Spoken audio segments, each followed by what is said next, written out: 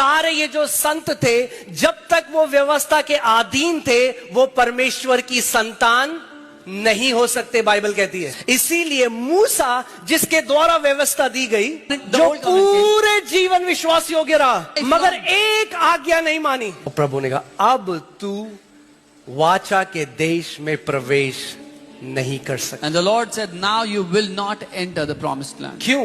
Why? क्योंकि एक मालिक और नौकर के रिश्ते की नींव विश्वास योग्यता होती है। आपके घर में एक नौकर है जो 40 साल से विश्वास योग्य है। आप उसकी विश्वास योग्यता की बातें करते हो सबके साथ, और 40 साल बाद एक बार आप घर आए और आपने देखा वो आपके घर में चोरी कर रहा है, तो रखोगे उस चोर उसको अपने घर? नहीं।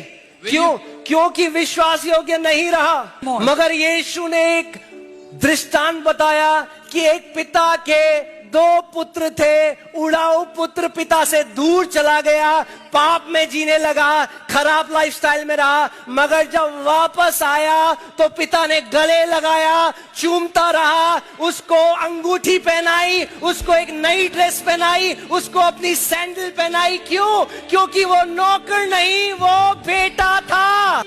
यूहन्ना बपतिस्मा देने वाले ने कहा, मेरे बाद एक आ रहा है, उसके जूते की लेस खोलने के लायक भी मैं नहीं हूं। क्या कहना चाह रहे हो? जूविश उस टाइम में, पहले के टाइम में, In the Jewish times, जब एक मालिक घर आता था, when the master would come तो home, नौकर जूते खोलता था मालिक। और यूहन्ना बपतिस्मा देने वाला कह रहा है, मैं इस योग्य भी नहीं कि तेरा नौकर बन सकूं। मगर फिर प्रभु यीशु मसीह आते हैं, क्योंकि व्यवस्था में कोई लेपालक पुत्र नहीं हो सकता था। because nobody could have been a son in the law. क्योंकि एक दास प्रतिज्ञा में प्रवेश नहीं कर सकता।